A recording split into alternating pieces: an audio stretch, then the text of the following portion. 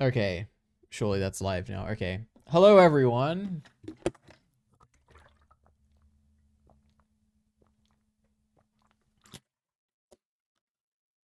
Oh, okay. I was so thirsty. And I'm so glad that you're here, if anyone is actually here.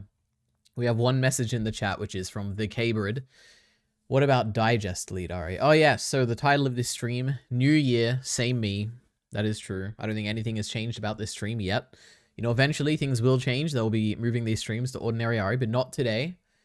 We have to get to 500 subscribers. So if you're listening to this and for some reason you're not subscribed to Ordinary Ari, go subscribe. We need 7 more subscribers before we get memberships on this channel. But anyway, yeah, short stream, true. This will be a short stream. Now I guess we'll see how short we're talking. There's the notification. Wait a minute. And I might review Squid Game Season 2. Now, I probably won't because it's probably going to be a long review and I'd probably prefer to just do it off stream, but I guess we'll see. Maybe I will if I run out of stuff and I'm incredibly bored, and I'll give a warning for Squid Game Season 2 spoilers and then we'll start talking about it, I guess. But, yep. And what about Digest? I'll just, like, talk about it in Digest, okay, as well. And that I'll do, like, one of those things where I'm like, if you're interested in my actual thoughts, go watch my Squid Game review video. I feel like it's also a video that could get quite a few views. I don't know, like maybe 500 or something, because it is a popular thing at the moment. But we'll see. Late, says Kyle. True. Puni Barber's here very early. Hello, Puni Barber. Heath is here as well. Dabbing. Thank you, Heath. Why isn't a New Hope on your checklist? Because I haven't finished it. Okay, I'm getting there. Don't worry about it. We'll go through Twitter now. I don't think I've really tweeted anything. I mean, I can give... Actually, I was going to say I can say what I'm thinking about it, but I can't yet because we're going to talk to Kyle about it. But I'm sure you all know my thoughts about Star Wars. What have we got? Oh, there's a lot of good stuff. Oh my goodness. Okay, so I think I had this last time. Really cool Mikasa art. Happy New Year to return the new year. I haven't streamed all year, guys. Is that true? Surely, yeah. Last stream was, yeah, probably my last stream of 2024. So that happened, if you care, I guess. The year changed over. I'm sure Kyle Entertainment was very depressed. He always says how depressing the end of the year was. I was very happy. We love a new year. It's a new, fresh slate for everything. And everyone celebrates, and we love when people celebrate stuff. So that happened. As far as, oh yeah, we had this thing. This was like a pretty, oh, Jesus Christ. This was a very popular tweet, 400,000 likes. As far as I'm concerned, there were 4 movie ratings: good, liked it; good, didn't like it; bad, didn't like it; bad, liked it. Now, this is a very good tweet because this is representing what I think like 99% of people think, which is that there is a distinction between good and liked it. And I don't know how they define good here, but in my case, good means I liked it. I liked it means it's good. They are the same word in my mind. So that was just what my tweet was saying. But everyone thinks this way. I don't know. I think this is a cowardly way to think, which is that to think that there is some difference. You need to be ashamed about liking something. It can't, there's no such thing as like something being bad and I liked it, even though it is possible here. Like you need to separate them, you know. It would be embarrassing to say that you like something that is bad, you know. Anyway, I haven't watched Squid Game season 1. Can I watch season 2? I mean, like most season based stuff, probably. I don't know. It's like a pretty simple story. You probably wouldn't get the maximal enjoyment out of it, but you'd probably get like 90% of the enjoyment. I don't know. But why wouldn't you start from season 1? Just watch season 1. It's a short show. Season 1 was great. What was I doing? Oh yeah, this. Oh yeah, Bacon did his top, what would you call this? He's 13, but no, he's 3 by, I guess technically this is a 3x3. That's kind of funny. But a 3x3 X/diamond/ some strange shape, where he basically talks about, or not even, I don't know why he said talks. It's a thing. He put it on Twitter. It shows the stuff he liked this year. And can you believe it? Mushoku Tensei is in number 1. This is the proudest accomplishment I've ever done, which is to get Bacon to read Mushoku Tensei and admit that it was the best thing that he consumed last year. So don't we just love that, guys? And that's got to be very funny for Kyle Entertainment specifically, who, when he last heard Bacon talk about Mushoku Tensei, I think Bacon said that it was very good, but I don't know if he would have thought that it would be a number 1 spot, but here we are. Anyway, Shogun was also great. Erdtree, haven't played it yet. Porco Rosso, no idea. Is that what that says? I think that's what that says. Totoro, haven't seen it. Arcane Season 2, I think that's okay. Like as in, I can understand Bacon putting it this high. I liked it a lot. Challenges, haven't seen it. Neon White, no idea. Wallace and Gromit, never seen it, won't watch it. Free Ren, it's pretty good, the stuff I saw, but I got no idea. Dune 2 was pretty great. Turtles All the Way Down, I don't read books, or is this a movie adaptation of a book? I don't remember, but... And Look Back, obviously, my favorite thing I consumed last year, so it's another thing to talk about. And I'll catch up in chat in a second. On chat, I guess. We had this come out. Actually, we'll probably talk about this a little bit, but... watch it in pieces? Disgusting. I mean, I've seen the Star Wars... I know the Star Wars movies, like, very well, okay? Yeah, there's no issue with watching this in pieces. I was very depressed. Honestly, I don't even know if I need to watch these movies. I think I know them well enough that we could just talk about it without an issue, especially the prequels. But I'm looking forward to watching the prequels, so we're definitely going to watch those. I was very depressed for the last few hours. Classic Kai Entertainment. Obligatory, I haven't caught an Elite Ari stream since last year. Very funny, Punibaba, thank you. Is disgusting. Objectivity Elite Ari? I mean, kind of, yeah. I'm a much bigger fan. I'm a much bigger Bacon fan than Elite Ari. Maybe, who knows. I still remember most of Arcane Season 1, but I've forgotten most of Arcane Season 2. I don't know what to tell you, buddy. That's another show where you could probably jump into Season 2 and get the gist of it. I feel like that's every show, right? Maybe, like, Game of Thrones would be pretty complicated. Maybe anything where it's like there's a bunch of interacting characters and stuff and their dynamics are what's like sells the show. But I don't know. Beyond that, it's probably not many shows that you can't just start on Season 2. Or JoJo's, you can start on any part. There's so many parts, you can just start on any. But I guess part 1 and 2 are kind of like joined a little bit. But wait, did I just say part 1 and 2? Part 2 and 3. Anyway, I guess they're all joined, but who cares? Okay, it's loose joining. Another W for Bacon putting Mushoku Tensei as #1 media this year. True. Kyle says, I read books or I read books? I don't know. You can't tell the tense of the word read by just looking at the context there. I have no idea. But Kyle Entertainment occasionally reads books, so I guess. Time to tell people to start Game of Thrones from Season 8.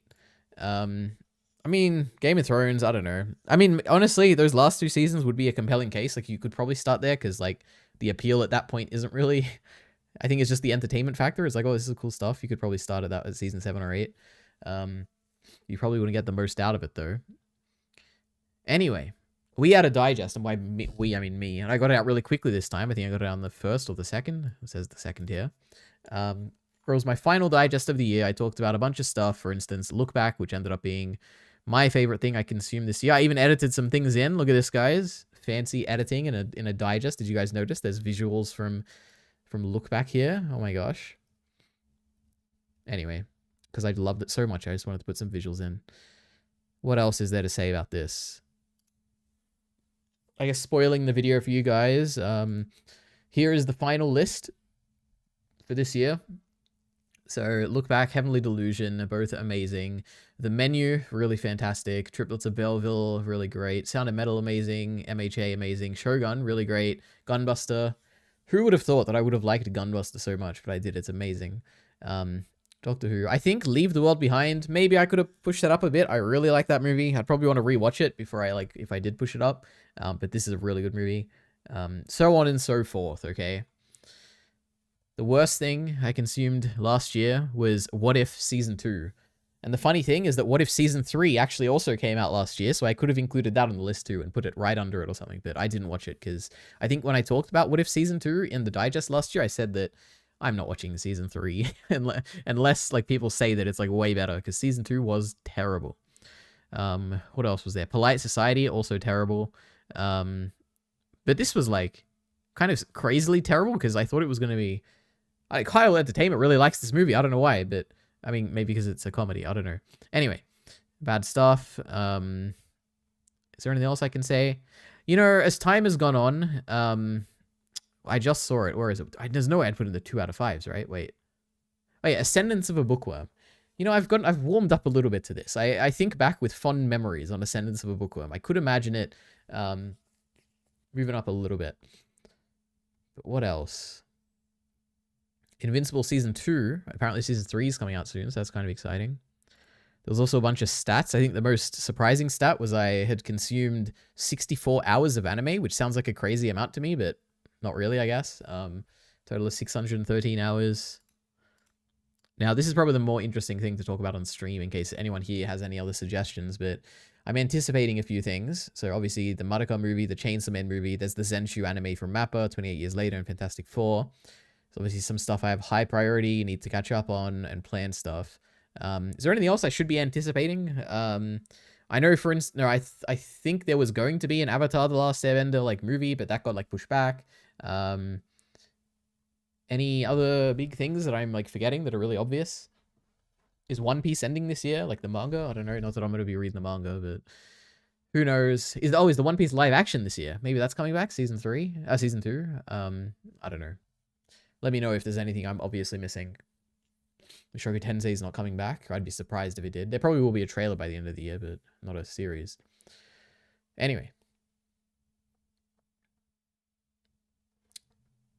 How's the tier list doing, Elite Ari? What tier list?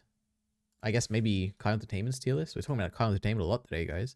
I don't know why I went to that channel.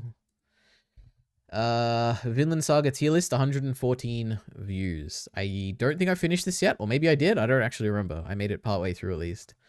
But it's got a bunch of comments. More excitedly, guys, we have It's Mir, another fellow collaborative YouTuber. Almost at 1,000 subs. So if you're a big Vinland Saga fan, you know, you watch the anime or maybe you've read the manga more particularly for this channel specifically, you should absolutely go watch It's Mir's videos and subscribe and get him to 1,000 subscribers, okay? So wouldn't that be cool? Then you can start earning money. Oh my god, wouldn't that be crazy? But yeah, this is all catch-up stuff. What else is there? Not good. Final watch Look Back Elite Ari. True, you should. It's a very good movie. I don't like that auto caps Elite Ari for me now. Why does it do that? That's kind of strange. I think I watched around 19 days of anime last year. What is that? 19 times 24? 456. That's almost my entire media consumption amount of 600 and whatever hours just on anime. Oh my god, how to start a podcast in 2025. Create a brand new podcast this year, but aren't sure where to begin. I know how to begin. It begins by sitting down and recording something, right? Which is what I'm doing right now. This could become a podcast one day. Maybe we will do a podcast this year. Who knows? Anyway, we're still going through Twitter here. Crazy. I told all my big Mushoku Tensei fans to go like this tweet. How many likes did it get, I wonder? Probably a lot, right? 17, yep. The amazing Mihi Fuhi has returned, which, and by returned, I mean, I think it just retweeted this art from 2022, and then I retweeted his retweet, but this is fantastic. Best artist on Twitter. Best artist I've ever seen, I guess, in general. Fan artist, I guess. My digest came out. I finished Squid Game. What a scene this was. Some cool Squid Game fan art. And then I'm streaming tonight. That's basically it. And Kyle did his tier list. Okay. Now, what have we got? Firstly, what's in the... Where's the playlist? Oh yeah, usually I just get it up this way. Oh, great. Nothing. We just have a Squid Game Season 2 filming the games. I guess it's a behind-the-scenes thing. I don't know why I put it on this list, but I guess we could watch that on stream. Where's my topics? Oh, okay. Oh, boy. One thing, this is a political thing, but I'm not going to talk about it for political reasons, but Lex Friedman, you know, a podcaster that I watch occasionally when he's interviewing people that I find interesting, he put this out. I hope. Which is like a interview with Zelensky, who is, I don't know, the leader of Ukraine. I don't know what he is. I don't know anything about politics, okay? He's like the prime minister or president or something. This was kind of cool. Firstly, it's cool in like, it's got this AI dubbing thing going on, or I guess it's a mix of like AI and like handcrafted dubbing. But like... So not just from the United States. No. We need unity with this package. So like that's not him speaking. It's like a dub. It's like, oh, this is really cool. Oh my god. And it like sounds just like him. If you like swap to the original one, like when he's speaking in whatever the original is. Package and sanctions. Sanctions, yes. Oh, and now he's speaking English, right? Oh, well, there we go. Okay, well, that's a bad example, but... Anyway, crazy. This was kind of cool. I like this a lot. And also it's an interesting video that I've never really followed any of this stuff, but kind of interesting. Engaging, I guess, an engaging speaker. Or an engaging dub performance in the AI dub that I watched, at least. But I don't really have anything else to say beyond it. That was kind of cool. Elon got exposed, Dari. Oh yeah, there was a whole. That's another thing to talk about. And I haven't really followed it that much. There was this Adrian Dittman thing. I don't even know what I would pull up here. There was obviously for a long time. I don't know if anyone here is familiar with this. I only know this person because Destiny talked to someone who I think people thought that it was like an Elon Musk or either Elon Musk or like an Elon Musk impersonator or something. But I'm not prepared to talk about this, so we don't have any. Conservatives have had a vested effort in driving up the temperature of political discourse in the United States for the past 8 years. I don't really see much of that. Which conservatives are you speaking of? Can you give me examples? Yeah, I would refer. So people hear this and they think, oh my god, that guy sounds like Elon Musk. It must be Elon Musk, even though he says he's not Elon Musk, even though there's no strong evidence that it's Elon Musk. I don't know. But that was a big thing. Everyone was convinced it was Elon Musk. I don't know what their evidence was. There was this big thing I saw on LSF the other day that apparently everyone was convinced that this is this guy absolutely talking about how he accidentally let slip that he's Elon Musk. Even though I think all he said in this, now maybe there's more in the clip that I didn't see, but in this clip he basically said, I've been dealing with a lot of stuff on Twitter because of the some political thing that's going on that Elon Musk is involved in. But if this guy like always talks about Elon Musk stuff, then it makes perfect sense. He'd be annoyed by it too, and it would like impact his Twitter feed and everything. I don't know. For instance, this is basically a like this doesn't prove anything at all. But everyone is like, oh my gosh, this guy's Elon Musk, how pathetic, and blah blah blah. And there's basically no strong evidence besides the fact that they sound similar, even though they don't even sound that similar. Their voices are similar. The way they speak is not similar at all. Anyway, this was like a whole thing that really bothers me because this is like one of those examples. Now I don't have like, this is something that bothers me a lot in general, and maybe I'll make a video about it one day if I can be bothered. But people form their very strong opinions based on a large amount of weak evidence. And if you examine any piece of their individual evidence, none of it holds up. So they refer to their like large body, the size of the body of evidence as the strength of the evidence, when that's not it. Like if each individual thing is like not strong at all, then why, I don't know, it bothers me, okay? When people come to conclusions based on a bunch of string together weak evidence. And that was what was going on there. Now, I guess recently, I think there was someone published a investigation, I guess, where they like looked up more into, they tried to find out who this Dittman person was, and they found like a lot of coincidences that would link or a lot of similar overlapping things that were happening between what this guy was tweeting and what this Adrian Dittman they found in Germany, I think it was. And I don't know, it seems, I haven't looked too much into it, but I don't really have a strong opinion on if it is or not. There's no strong evidence that it's Elon Musk, and that bothers me a lot. Anyway, okay. So I was not prepared to talk about that again. I probably would have had way more information if I did. Hopefully this doesn't become another honey situation where everyone's going to be bothered at me because I didn't prepare enough. Anyway, did you see Heath's big tweet defending Mappa? No, I didn't. How did I miss this? What did he say? And Heath's watching all the 80s OVAs for us. That's great. I thought this was a Mappa thing. Okay, wait. Okay, let's go. Okay, so firstly, this is Zenshu, which I'm excited for because it looked really cool in that one trailer I watched. Zenshu, an original anime by Studio Mappa, which follows an overworked animator getting transported to the anime film, which inspired her to become an animator, is out now. I didn't even know it was out now. I guess they just mean the first episode because I don't want to watch this week to week. Is this actually the premise, or is this like a meme thing? Because that's pretty funny, I guess, but okay. I'm like 100% sure the main character wasn't getting overworked, but it's Mappa. Okay, so this is what I thought. Okay, okay. That is pretty funny, but I haven't seen it, so I guess I'll just take Heath's word for it here. But wait, this is 1 like. What do you mean Heath's big tweet? What do you mean big as in like he put himself out there, you know, which I guess this definitely is, but I'm like 100% sure the main character wasn't getting overworked, but it's Mappa, so they gotta say that to get clicks. If anything, the girl was slacking off watching anime because she had like writer's block or something. Mappa derangement syndrome generally is real because you can just lie about the synopsis of an anime and tens of thousands of people will believe you because they think Mappa is some horror house that exists to overwork production teams. Oh, we got more. Did someone reply? Uh-oh. Oh no, okay. I believe it's mostly the surface level analysis of the intentional rage bait tweet that most normies unfortunately fall for. I believe it's mostly the surface level analysis of the ragebait tweet that most normies unfortunately fall for. Helps reinforce their biases when most misinformation points to the studio being Hell's headquarters. The internet does thrive on this stuff. I'm not sure what the first sentence means, but I guess I get the rest of it. So well done. Okay. Amazing. I don't have more to say. I'm excited for this thing, so I guess we'll see. I'll be the judge. I'll come back in a few weeks, guys, and I'll let you know if this is actually a hypocritical thing about Mappa. They're actually ridiculing their employees by making anime about them complaining or something. I don't know. It'd be pretty funny. Oh, now we're just going through Heath's Twitter. We don't need to do that. Okay.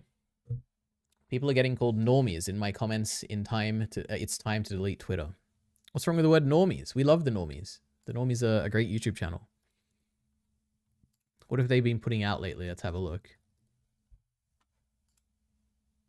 When's this Chainsaw Man trailer reaction coming? That's all I care about. Chainsaw... Why aren't they watching it? Alright. I watched something from the normies recently. Oh, it was the Squid Game. Oh, God. They are... you know, we actually hate the normies. Their reactions are terrible. They're, like, half paying attention. Mickey is, like, the worst... I mean, I've always said this consistently. He is the worst reactor on this channel. He misses stuff. He makes jokes at bad moments. He is... I don't like him. I don't like him at all. I was kind of glad when he retired from this channel, but he's back.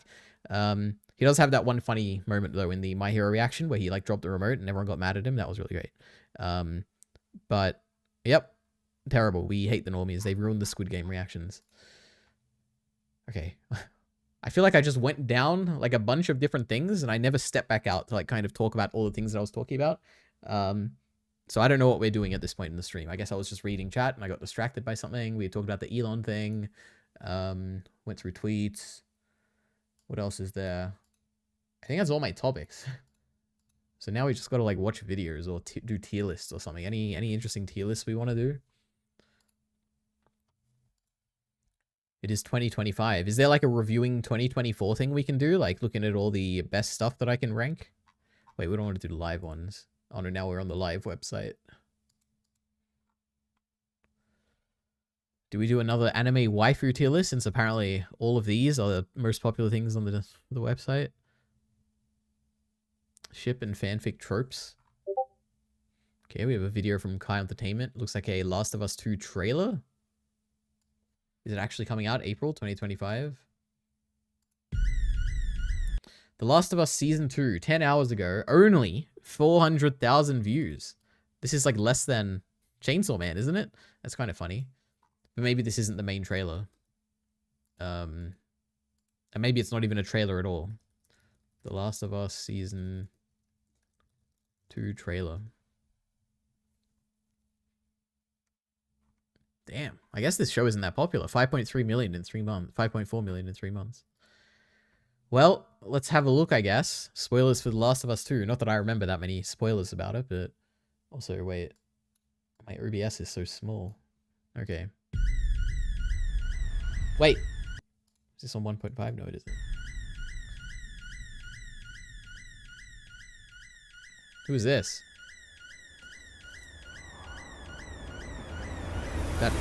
Is that meant to be Abby? It doesn't matter if you have a code like me.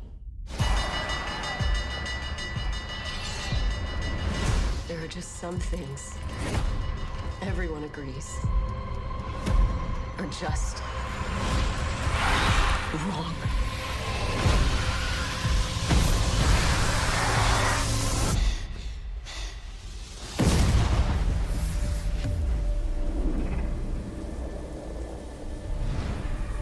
Season 11?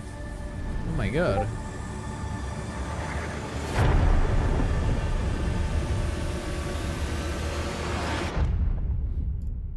Well, that was kind of crazy. Well, not really at all. I don't know. The two things I'm interested in, or I was interested in, is number one, what is Abby going to look like? And I guess Abby looks great. She looks just like Abby. And the second thing was, is Ellie going to look old enough? And I don't think she does. I think she looks the exact same as she did in Season 1, which doesn't look old enough to be the Ellie that I remember from Last of Us Part 2. But I guess we'll see. I don't know. I don't have any strong thoughts on The Last of Us 2 beyond the fact that I liked it a lot. There was one scene here where they were like dancing. I was like, is this from the game? This is from the game, right? Am I crazy? Wait. Everyone agrees. I don't know, they look CGI. No, I'm guessing this is... I don't know any of the character names, okay? But Ellie's girlfriend or whatever. Well, they're not even... Well, Jesse's girlfriend? I don't know. Whatever her name is. Dina or something? I don't know. Looks just like her. Unless this is literally from the game. I don't know. Crazy. Joel. Not much Joel in this trailer. I wonder why. What is going on here? Is she like pregnant or something? Is she giving birth? Does Ellie give birth? Am I crazy? I don't think so. I don't know. No thoughts on this. It looks okay. I've sent so many great videos. Thanks. Well, that was that. What are the thoughts on this? Best of luck to the Abby actress. She's going to need it after this season. I doubt it. I don't think this is going to make any difference to... I feel like... Okay, wait. I feel like the audience of gamers specifically is like primed to like hate someone like Abby. Whereas I don't feel like a general audience who's going to watch like a HBO TV show is really going to care about Abby as a character the same way that the gamers did. And secondly, all the hate towards Abby has already happened. Like, I don't think it's going to start again and be like, oh, we hate her again. Let's blame the actress. Like, I don't know. I have no idea. I feel like there's going to be this actress isn't going to get any hate at all, but I guess we'll see. I've never been in a hospital corridor more often than in this one. Was that like a famous corridor? Is that where like Joel does the thing in season 1? I don't remember.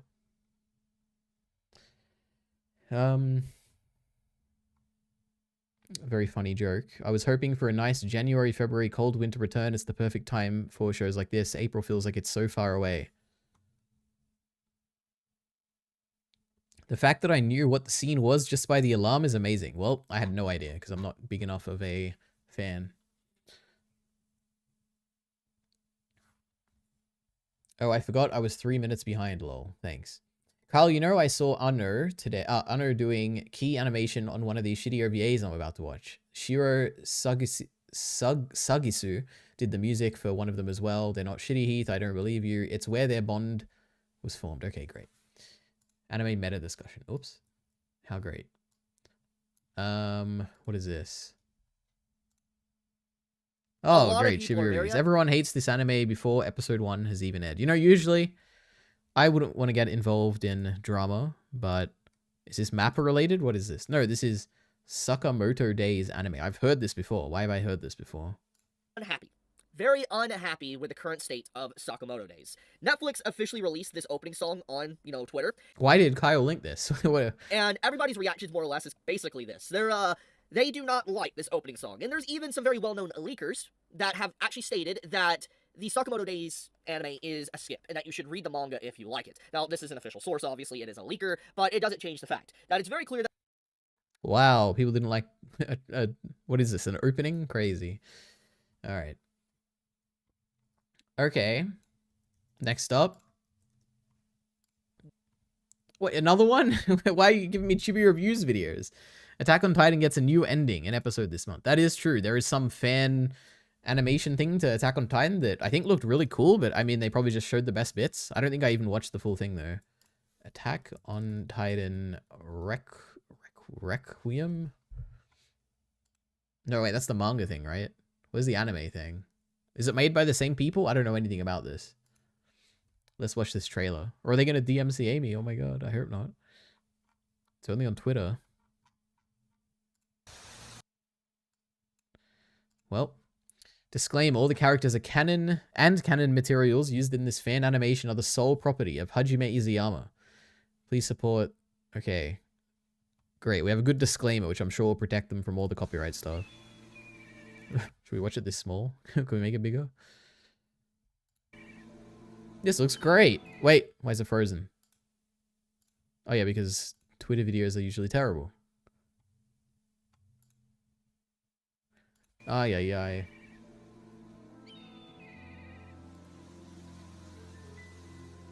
Okay, he's sitting at the tree. When you wake up, you'll forget what you learned here. There's voice acting, but it's popping a little bit. That's kind of strange, but... When you wake up, you'll forget what you learned here. I was naive to think that bringing Aaron here would change anything. Blood was all that connected us. Cool visual. We're brothers, but we couldn't be any more different. A somewhat cool After visual. all. That's really cool. Aaron could see the person in her.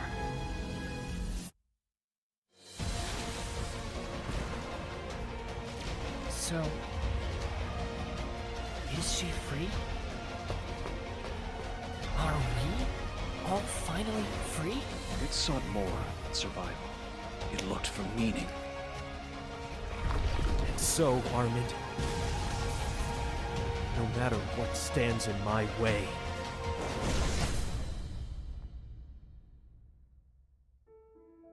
Oh, is there more? January 15th? Oh my god, that's so soon. Now, what does it mean? Full episode. What is a full episode? Is it like 5 minutes long? How long is an episode? Oh, there's more. What does the Japanese say? Oh, Requiem.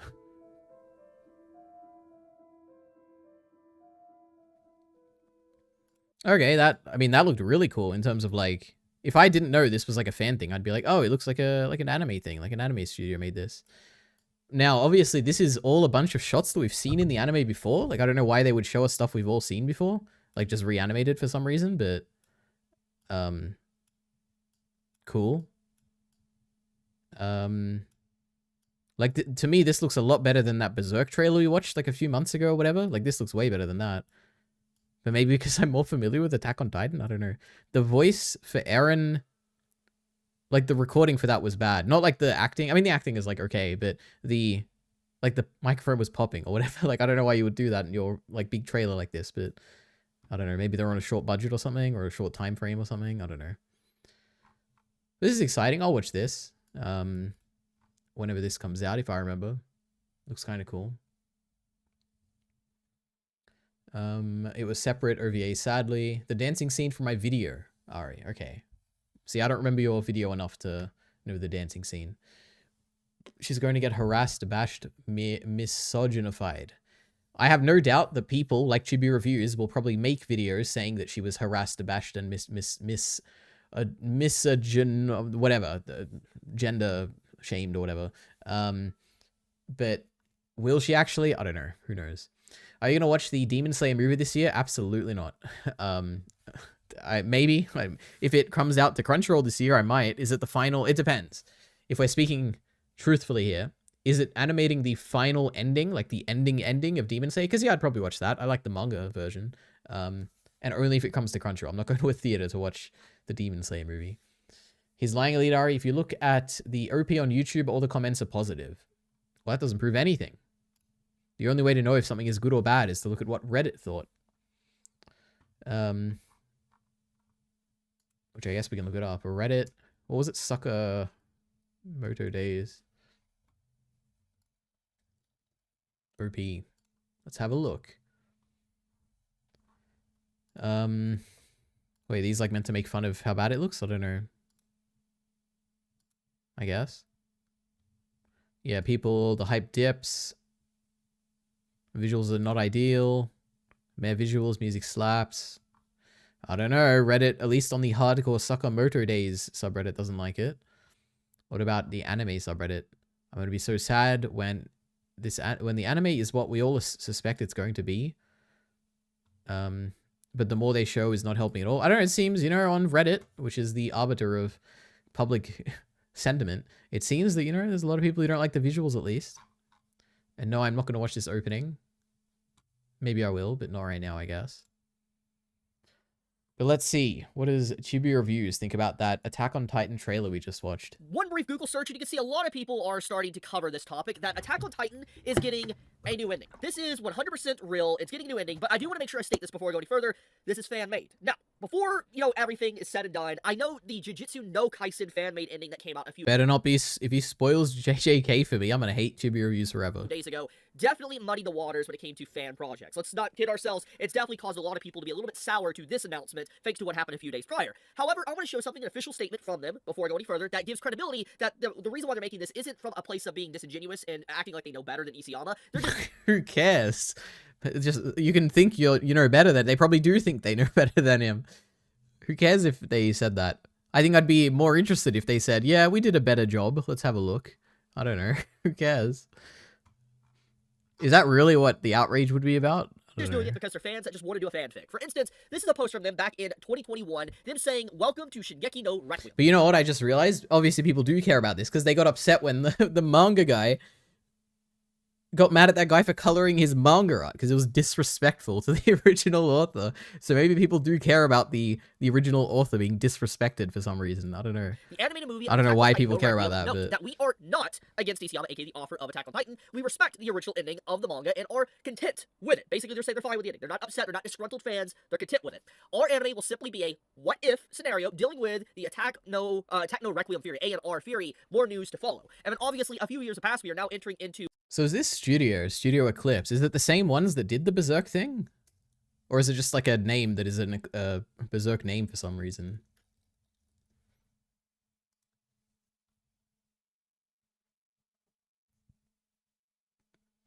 Oh, it is the Black Swordsman thing. Oh, the Attack on Titan one looked way better than the Black Swordsman one. Oh, it is. They even cancelled the thing, didn't they? I don't know. Whatever. I don't care that much. It's gonna be Kaigaku versus Zenitsu. See, I don't know any of the character names, okay, but I believe you. And Akaza versus Tanjiro and Giyu. I remember that actually. I think I read that when I was collecting my my diploma or like some testama or something from my university. I was reading that while I was in the line. The next movie is Doma from Fire Punch. Oh my god. And Kokushibo fight, and then the one after that is the Muzan fight. Okay, I guess I'll watch the third movie then, okay? We want the Muzan fight. That's the only one I care about. So maybe, who knows? Maybe I'll catch up on all of Demon Slayer by then. What is this? Mr. Campbell, I remembered I left something in the bathroom. Deuces. I always knew you was kind of, and I know that they're going to say, I know. Okay, crazy. They got me with the clickbait.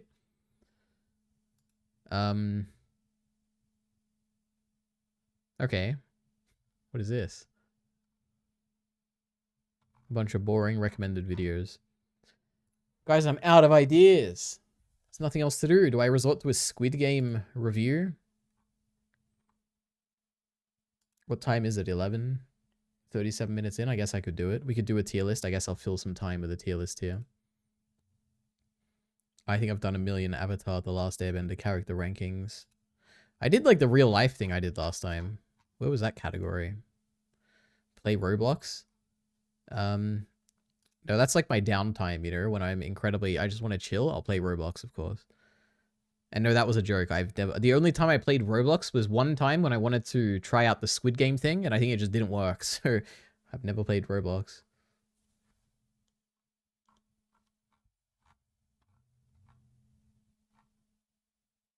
Oh my god, Hollow Knight. I'm going to be playing that this year. Damn, India gets a whole category. I think I even said this. I said the same thing last time. Oh my god, we're repeating ourselves.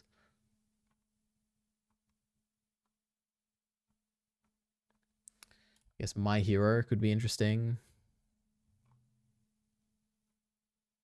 Paranormal and Supernatural. Personal, oh my god, amazing. Products. Theme parks and rides. Okay, let's go. Ay, ay, ay. Who are we going to ship in My Hero Academia? Do we do a shipping list? I think we did this once. Or was it a Dragon Ball Z one? Hero Academia. These are so boring. Is this a waifu list? I guess that makes sense. Jesus. I'm curious, what did the people say?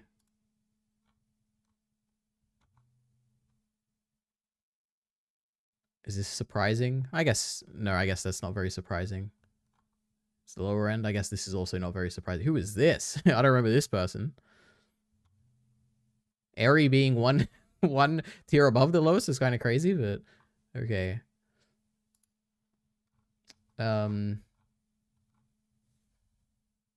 Supernatural. Conspiracy theories. What even is there?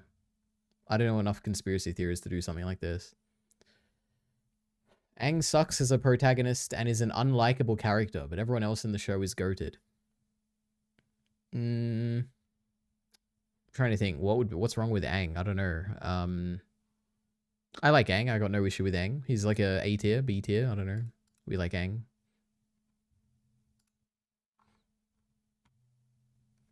Boring. We don't care about cryptids.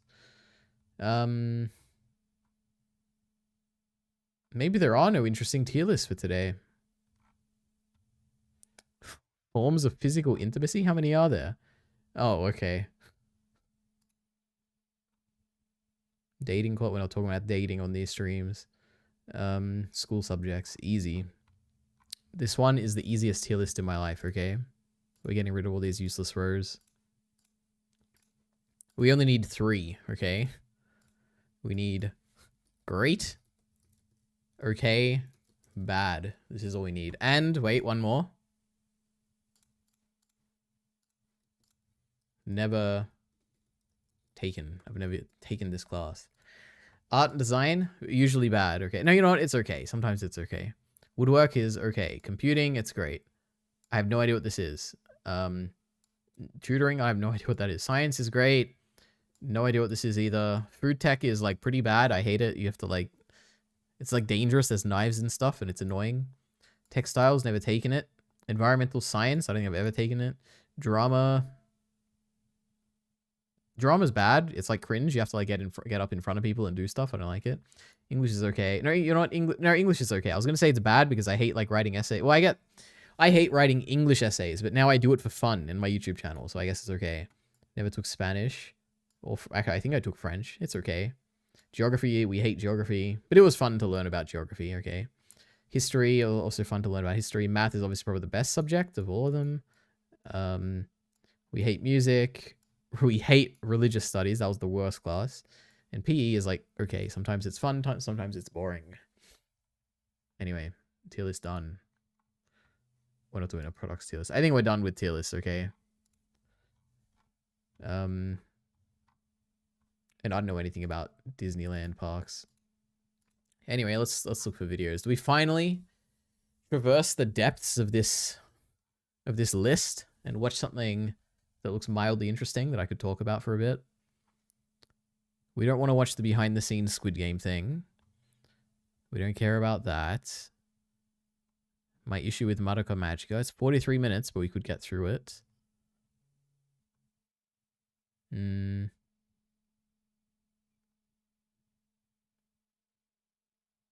Something about unfaithful adaptations.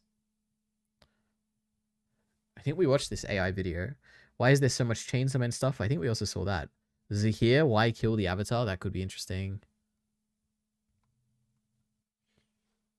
A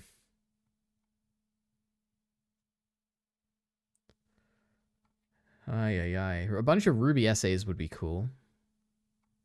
Alright, anyway. Hey, just wondering if you got your photos printed? Logos printed? What? If you somehow have never heard of Madoka Magica, I'd be surprised. Most anime fans, even new ones, have at least heard of the show, if not watched it. Did I watch this already? I feel like I watched this already. Most people who have seen the show have given it a fantastic...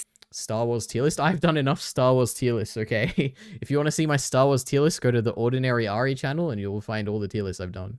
Score, as it currently sits... Actually, have I done a... Now that I think about it, in my mind, I feel like I've done a million. Maybe I've only done one, which was like the movie tier list. But I feel like I've also done like a character one and stuff. I don't know. Comfortably at a 8.36 last time I checked on my anime list, as well as the 178th most highly rated series on the same website. Furthermore, as I was searching for critical reviews of Madoka on YouTube, the results were sparse. Most videos about the show were purely analytical in nature and or just straight up praise and appreciation for the show. While I totally accept that Madoka Magica made an impact on anime and served its purpose at the time, I personally found it difficult to watch, and not because of the multiple death scenes or tragic backstories or even Kyubey, more so the way it failed to invest me in any of the characters. But before I get into that, I should establish the scene first.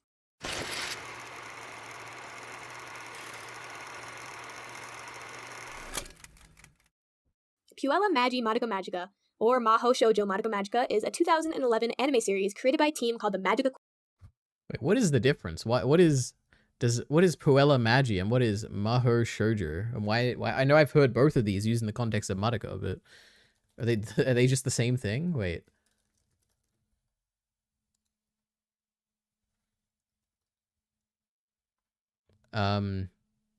What is this? The Romanization? Is this just what Puella Magi, Madoka Magica? Let's translate. Puella Magi, okay. Why does it say Maho Shoujo Madoka Magica here? Is like another alternate name or something? I have no idea. Instinct is a lie. Maho Shoujo is a genre? I mean, I've heard the genre. I don't know what that genre means. Is a magical girl? I assume that's what that means or something. I don't know. But apparently it's like an alternate name for it. I don't know. Quartet and animated by Shaft. The show garnered wide popularity from both Japanese and Western audiences and is now regarded as a sort of cult classic. Now, the term cult classic might make you put it on the same level as Evangelion or even something like Princess Tutu, both thoroughly enjoyable and tightly written shows with strong characters and satisfying development. And you'd be right. People do remember Madoka as a show that caused an extremely lasting impact on the anime scene and was branded into people's minds, especially those who got the chance to watch it when it first aired back in 2011. I was not one of those people. My experience with the show began almost exactly a year ago. I had just started a new relationship and we were trying to come up with anime to watch together that we both had not yet seen. At the time, we decided to check out Madoka Magica. I, of course, went into the show with super high hopes. I like horror, I like Maho Shoujo, I like cute things that become sinister. So this is mighty convenient. The other Madoka Magica video that I watched, which I mean I watched through Cloud Entertainment Watching, was also a criticism of Madoka Magica, and it was also by someone who watched the show with someone else. So I don't know, is watching it with someone else maybe the factor that makes it bad? Let's have a look. And things like that. I had known about the twist that Mommy dies pretty early, and I knew that Kyubey didn't have the best intentions. I knew that the show was commonly called a deconstruction of the magical girl genre, but that was the extent of my knowledge. Even knowing all of that, I still should have been able to enjoy the show. Obviously, a twist can shock your viewer and make your show have a bigger impact on its audience, but knowing the twist should not hamper the experience of a show too much. It should be able to stand as a good work without the crutch of a twist. With all of that aside, while watching the show with my partner, we began to lose all interest in the show around episode 5. This, of course, being the episode with the fight between Sayaka and Kyoko. With each passing episode, starting from episode 1, we were like, yeah, that wasn't very good, but maybe it picks up soon. It never picked up. We were bored. We were so bored throughout the show. We had zero investment in the characters, so anything that happened to them or anything shocking they did caused zero emotional reaction in us. I thought I was going insane. Everyone and their grandmother loves Madoka Magica, so why do I... It's kind of interesting. I guess we'll see what happens in this rest of this video, but why do I like Madoka Magica? Let me think. I like the aesthetic, obviously. Like visually, I think it looks really cool. I do like the characters a lot, especially Sayaka and Kyoko. I like it does a bunch of interesting things, like in its story as well. Now, can I remember those interesting things? Absolutely not. But I do remember when I was watching, that was like what stood out to me, to be like, oh, it's kind of interesting that like, can I remember anything? You know what? There's a great way to find this out, guys, because this is all chronicled on a particular channel here. Let's see. How long ago were these discussions? So I guess we can look at this to see what the thing is. So we spent a long time talking about characters and a long time on miscellaneous notes and even longer on themes. So I guess themes are better and then maybe characters are next. What do we say about the characters? Sakuna, Leadery. Sayaka. Whatever. It's not that hard. There's Okay. no shot. True. Leadery, I cannot learn something on the fly like this. All I right. say it right in my head before this. It's not like I Volpurgis didn't know all these snacks, names Volpurgis before coming to... You should just clip that for your video, Kyle, me saying the name. Come on, play the thing. He's like talking to Madoka in the mirror in the like second scene of the first episode, talking about how like, oh, how's her boyfriend going? And the mother's like, oh yeah, if she made it 3 months, she'll make it a year, and blah blah blah. And it's like, oh, Madoka's mother kind of seems in control and she understands relationships and everything. It's just like a source of wisdom. And then you see the teacher, and it's like, oh, her relationship's falling apart. She's always True. There's interesting small characters. I have such All a right. problem with it. Am I a contrarian? I couldn't understand why I disliked the show so much. And whenever somebody asked me why I hated it, my only reaction was, the characters suck. The characters suck. That was my knee-jerk reaction after having just watched it without taking notes or thinking about the show too hard or doing any research. As a consumer who was just trying to watch something entertaining, I was super disappointed. Urobuchi's vision. Gen Urobuchi was the sole writer of Madoka Magica. He was part of the Magica Quartet, a name given to the team that created Madoka Magica, the anime series. This team consisted of Gen Urobuchi, the writer, Akiyuki Shimbo, the director, as well as Ame Aoki and Atsuhiro Iwakami as a character designer and producer respectively. In an interview with the Asahi Shimbun paper, Urobuchi is asked, Madoka Magica is an original story. Where did the idea come from? I received a request to write a bloody story where magical girls appear, and then drop out one by one. I paid attention to the aspects that are troubling or overlooked in the traditional magical girl genre. I've been thinking that magical girls who have acquired superhuman abilities will find themselves removed from the world, which would cause contradictions and reactions. To me, the premise Urobuchi describes here sounds super interesting. I love the idea of exploring the darker side of a traditional magical girl story. I especially was intrigued when he said that being a magical girl might cause one to become alienated from the outside world, as he is completely right. Having superhuman abilities and a duty to protect everyone would cause a person to feel alienated, depressed, or even cause reactions to someone that we can't even comprehend because that kind of situation does not exist in real life. The horror element of magical girls being killed off easily, of the cute animal character being sinister and exploitative, a dubious little creature getting up to mischief. The beast is demonic in nature. And the common theme in magical girls, friendship, being betrayed by guilt and jealousy, are all facets of what to me could be a great story if done well. What people get wrong about Madoka is calling it an aforementioned deconstruction of the magical girl genre, a sentiment that the producer, Iwakami, directly dismisses during an interview with the anime. Oh no, I don't remember. What is a deconstruction? Is it when you... It's not a subversion where you'd be like expecting to do something and you do the opposite, because otherwise there'd be a word you'd use subversion, right? A deconstruction would probably be where you're like using all the elements that are very common for a particular genre and then what? What? I don't know. What is a deconstruction? I know we looked this up on stream like a year ago. I just don't remember. So it's a method of analysis and philosophy. Deconstruction anime, okay. Oh, look at this. We have a great Reddit thread to explain this. Zero upvotes. 19. You know what? We'll go with this. Anime has developed a lot of genres over the years, with shows following certain formulas and tropes. A deconstruction takes these formulas and attempts to show how flawed they are. For example, Evangelion takes the mecha genre, looks at a typical teen pilot and says, gee, a teenager with mental health. So it's like a realistic portrayal or something, where it's like the genre kind of assumes certain things and those the deconstruction is pointing out how foolish those observations are or something. I mean, those assumptions are. Like, for instance, in Madoka, it would be like, oh, being a magical girl is happy and good, and you can like make everything or life for better for everyone, and you get a wish. Oh my gosh, you can wish for like people to be healed and stuff. But Madoka is saying that, like, yeah, but, like, when you have magical powers, you're, like, separate from the rest of the world, and sometimes great responsibility gives you great burdens you have to bear, and you only get one wish, and what is the cost of that wish, and blah, blah, blah. I guess it's a deconstruction in that regard. Oh, they even say, what did they say here? Wait. Madoka Magica deconstructs the magical girl genre. Young girls risking their lives fighting monsters. What a great idea. Oh. Okay. Is that the extent of it? I mean, by this definition, it definitely feels like Madoka would be a deconstruction, but I haven't seen any of the original genres, so I can't really know for sure.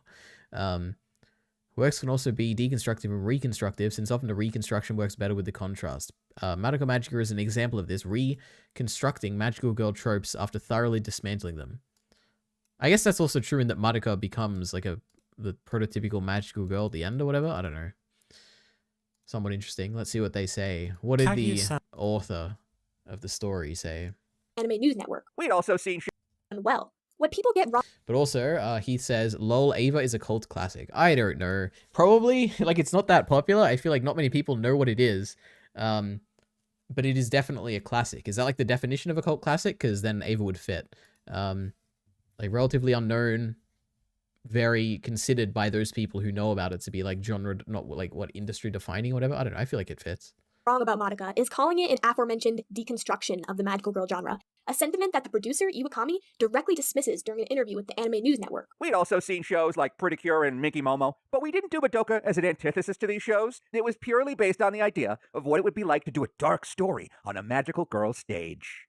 They then added, Sailor Moon? I've never even heard of Sailor Moon. Sailor who? Moon what? What are you doing in my house? Get out of here, you! So, Madoka... Was that part of the quote, or was that a joke, or...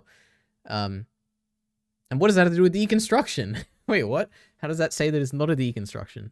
wasn't made to be incongruence with the magical girl genre as a deconstruction, antithesis, or even parody of the average kid-friendly magical girl show, but rather it was made to be a dark story with magical girls as the protagonists and some tropes that occur not only in magical girl shows but in a wide variety of media outside of anime, such as showing the importance of friends and loved ones.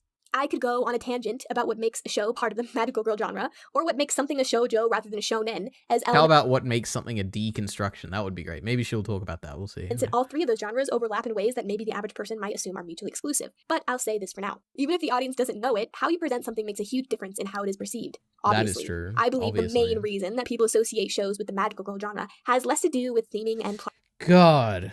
Greatest character design of all time, by the way. This little Charlotte doll thing. Oh my god. Obviously, I believe the main reason that people associate shows with the magical girl genre has God, it looks so cool. Oh my less god. to And the colors and stuff. do with theming and plot structure, but rather one simple element: transformation sequences.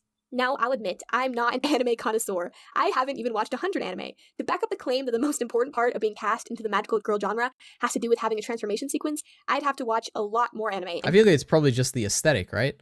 Like if it looks like cute girls with like, I don't know, magical like outfits and magical wands or something, I'd be like, oh, that's like a magical girl anime. I don't think you have to have transformation sequences. Do a lot more research. But what do I know, you know? It'll probably take up a whole new video. My point I haven't is, seen a single one of these shows. So the aesthetics in Madoka Magica were carefully crafted, and I do respect that. The character designer Ume Aoki used her sickeningly sweet art style and creative direction to make the show feel and look like harmless fun. In my opinion, the aesthetic choices are what actually brings more praise to Madoka than the writing. By which I mean, the cuteness was boiled down. You know what? I think I agree, but yeah. To a science, so no matter what the plot had actually been, as long as dark themes were tackled and characters died, it would have contrasted with the art style, making an appealing dichotomy. In conclusion, the art really carries the show. Although, so far, what Urobuchi and Iwakami have said about the show in interviews make it seem like the perfect anime, even in terms of writing. However, something that Urobuchi said in an interview with Ultra Jump Egg really bothered me. Do you think as long as it is necessary from the story point of view, it cannot be helped that a character dies? Well, I think so.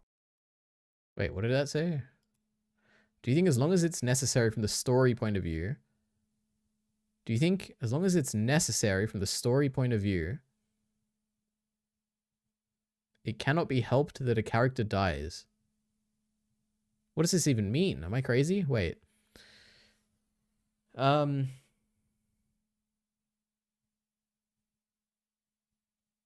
have no idea what this means. If someone asked me this, I'd be like, what? What does that mean? As long as it is necessary from the story point of view, it cannot be helped that a character dies. I have no idea. Well, I think so. In reality, at the stage when I think about the plot of the story, I do not consider the name of the characters. Once I decide how they live and how they die, I will give the characters a name. The method of getting the story rolling by first build up the characters and start from there is something I may give a try at some point, but it's not a method I'm skillful at. What the fuck? That's stupid. Story comes first, characters come later. Wait, was that an addition? I feel like, oh, I don't know. I don't like this. When it's a quote, please make it clear it's a quote, okay? I don't know. After reading this part of the interview, everything that I disliked about Madoka clicked into place. When it got to the heart of my issue with Puella Magi Madoka Magica, it's that I never got invested in the characters. Personally, I found the characters to all be completely flat, obnoxious, or both. Save for Homoda, who I will talk about later. My first watch through, I had so much malice towards the main girls that Kyubey was my favorite character and who I was rooting for. I left the show for a really long time. And during that time, all I had was a bitter taste in my mouth coinciding with everyone around me, constantly giving praise to a show that actively angered me when I thought about it. Not only that, I was always put on the defense, as most people agreed that Madoka was great. The main reason I'm making this video is to explain why I personally have problems with the show. I'm not here to convince anyone that they're wrong for liking it, or to persuade people to turn on Madoka. I mostly just wanted to make a video about my thoughts on the show that has kind of haunted me. I wonder if is that true? I wonder. Let me think. Because I'm trying to think. Because the point of a video like this, so far, is to explain why the show, why the characters are bad. That's got to be, like, the point of this, I assume. Like, the rest of this should be, I guess we'll see, but I think it's meant to be, like, explaining why the characters are bad.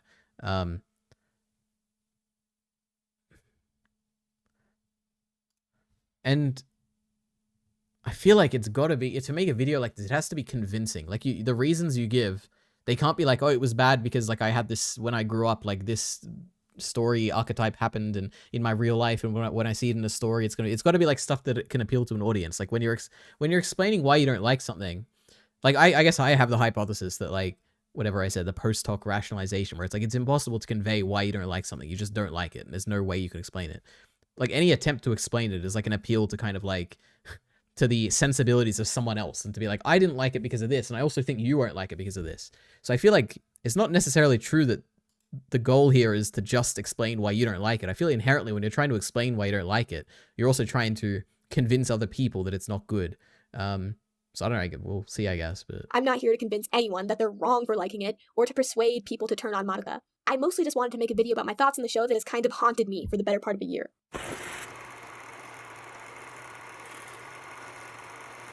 Say Sayaka cuck arc? Wait. To turn on Madoka. I mostly just wanted to make a video about my thoughts on the show that has kind of haunted me for the better part of a year. Wow, it did. Sayaka is one of my biggest grievances with Madoka Magica. Like, She's the best character. Oh my god, it's so sad. What happens to her? disliking a character is completely subjective, as is with liking or disliking anything. Sure, I can tell you all the reasons I don't like her, but to a fan of Sayaka, those reasons may be completely inconsequential. That is true, and that's probably going to be for every character. Why do I like Sayaka? Can I even remember at this point? I just know that I like her.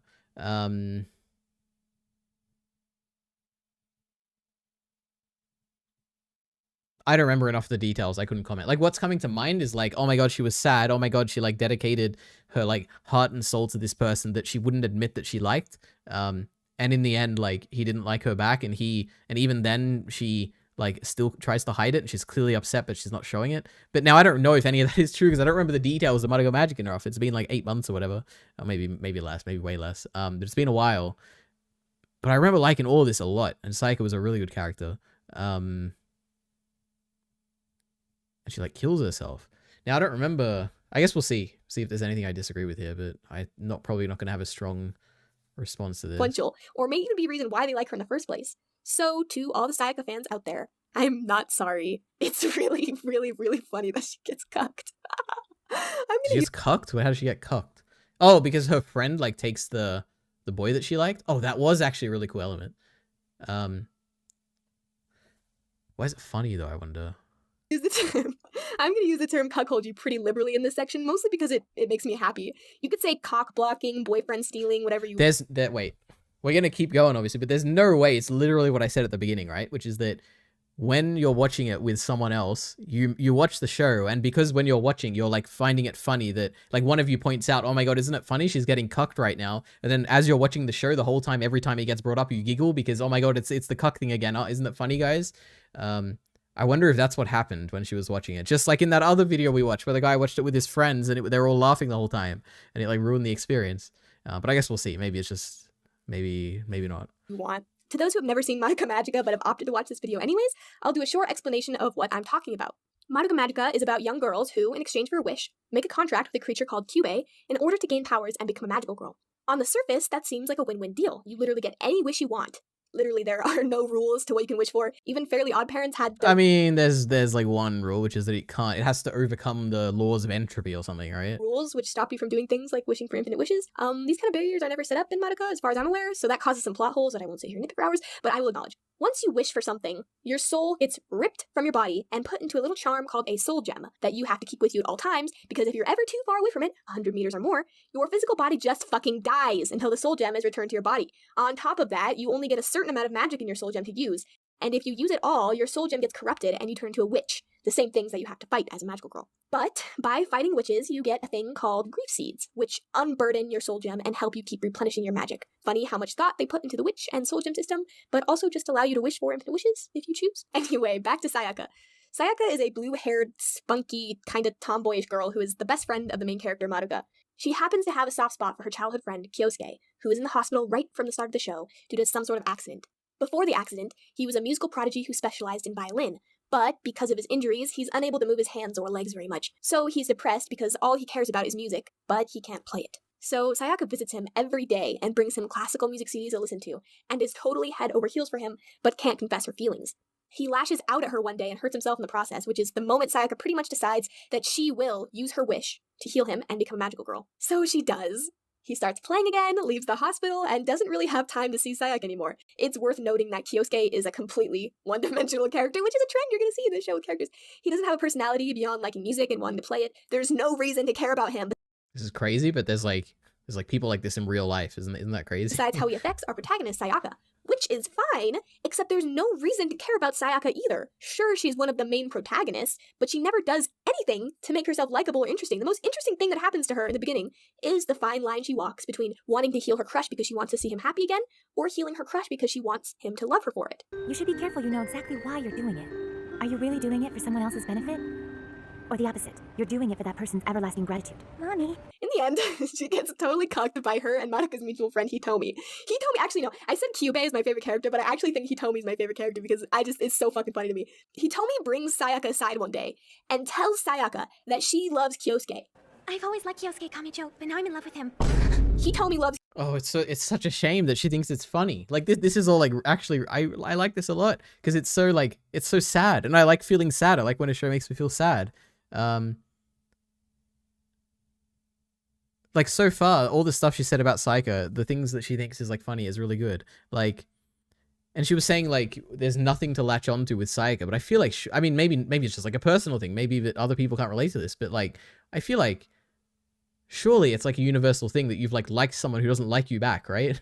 And that's like, that's definitely one element of Sayaka that is like, I'm saying like a lot here, but sympathetic, that you can latch onto and be like, oh, I feel like I've been in this position. You know, I understand what she's going through.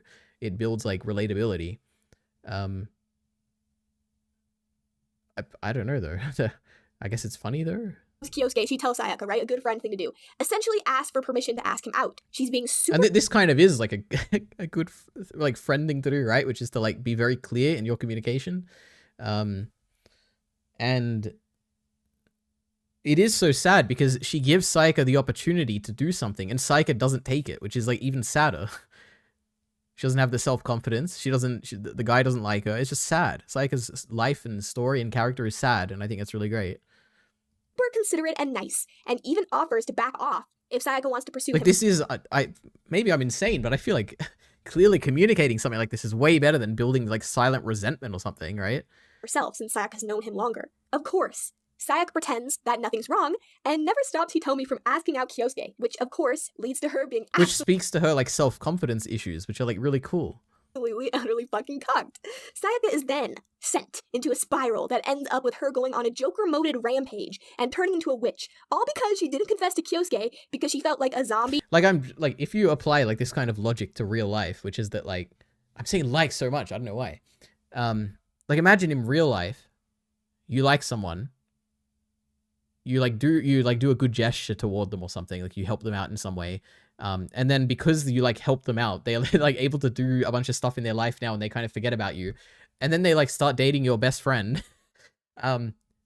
Would you like laugh at yourself and be like, oh, I just got cucked now, oh my god? Or would you be like, damn, that sucks, I wish that didn't happen, like I'm actually sad right now? Like where's the empathy here for this character? Why are you just laughing that they're a cuck? Oh my god. Fucking cucked.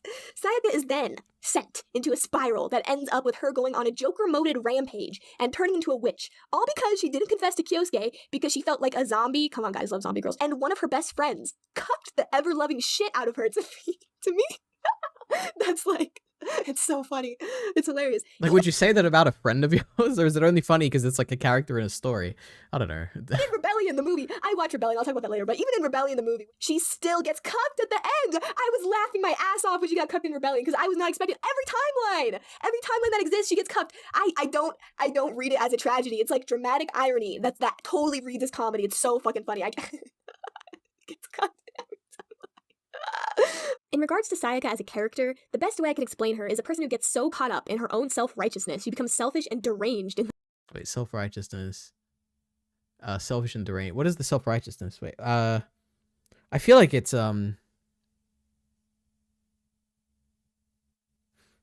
feel like it's more of a depression thing than like a self-righteous thing, right?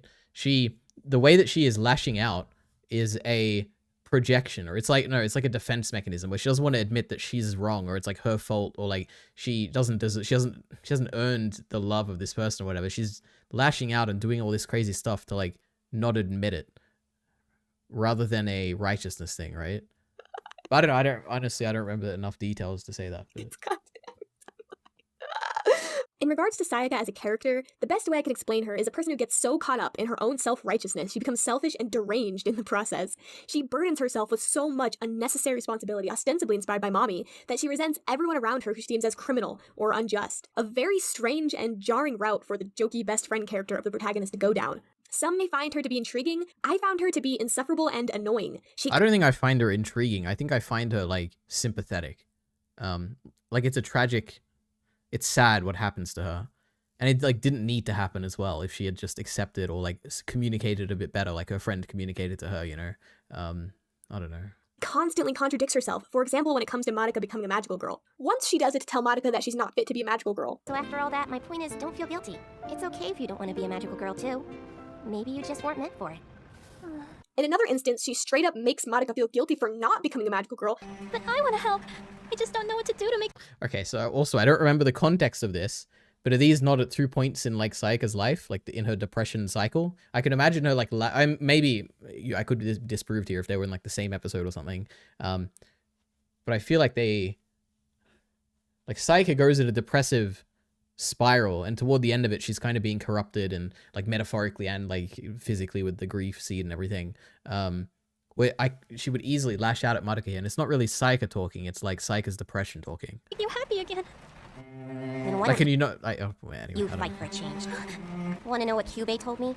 Like, it's like your friend, like, when they're in a bad mood, like, telling you off before they were, like, praising you for something. It's like, the mood matters, and characters are dictated by mood sometimes. Got more potential than anyone. You could beat any witch, no problem, and you wouldn't even suffer like I do. But if you really want to help me, you should try putting yourself in my shoes for a change. But you can't. Of course not. These are two contradicting, like, hits. Like, these are not... They do not... Honestly, even if it was in the same episode, it wouldn't... Like, it would just depend on... Like, you could have a mood swing between the episode, right? Like, she could be happy in one scene and content with life and being like, I'm gonna make it through, but then fall into that depressive spiral. I don't know. Of course, immediately after she says that stuff, she runs off and calls herself stupid, which is true, but still. I'm so stupid! After realizing her wish to save Kyosuke... Oh no, she even is aware of it. I remember that. She got sad that, like, she said that to Madoka, right?